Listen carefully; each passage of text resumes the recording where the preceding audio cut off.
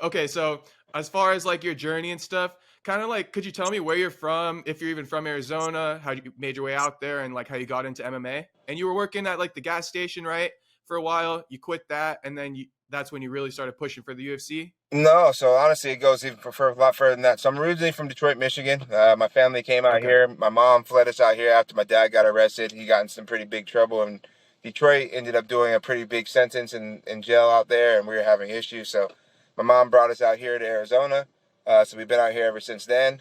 And then yeah, I was a skateboarder for a long time. Fell in love with skateboarding. Never thought about fighting. I've always trained though.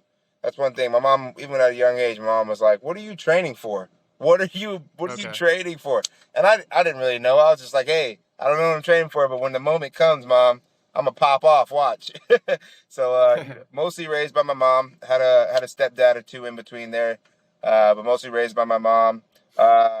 Yeah, I was working at Circle K, but yeah, when I came upon MMA, actually, I was working at Circle K.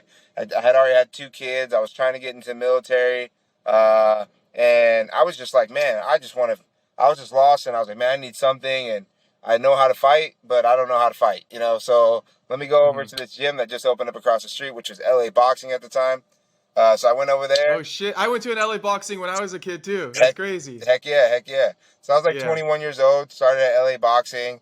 Took my first fight after 2 months. Honestly, I would say I didn't even think about getting into the UFC until probably like my second or third fight as a pro, because the rest of it, again, I was not looking at I was never looking at it like it was going to be a career. I didn't realize it. It took me forever to realize, like, hey, this is something you could do as a career, make money at, Mm. and support your family. You know, it never really hit me. It always seemed like more something that was more selfish, like me just trying to chase my own, how good I can get, how much better I can get, how much more I can evolve, how much stronger I can Yeah. get faster. It was all that, you know? So that's kind of where I was for the longest time. I never really thought about it until, after my second or third fight, I was like, man, like I do this, this is something I do. And I noticed that the guys around me were like really becoming well off after it. And I was like, man, like this is something I really want to do. But I still didn't quit jobs at that point. I worked at the weed grow. So Bloom Dispensary is what it was called. It was a cultivate,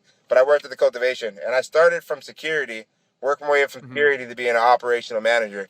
So as an operational manager, basically I oversaw the whole operation. So from seed to sell is what we call it essentially. So it was pretty crazy. It was pretty crazy to be a part of that, to be a part of the growing process, propagation process, the flowering process, harvesting process, curing process, and then to put it all together, packaging, compliance, the whole nine. So I really did enjoy that. It's something I still enjoy. I still do grow on my own. So Okay. that's something Hell that, yeah. luckily enough, I'm in Arizona where I'm able to grow weed out here, so we can grow up to 12 plants. Yeah. And I do my best to keep up to 12 plants when I can. So uh, Hell yeah. it's something that I definitely enjoy.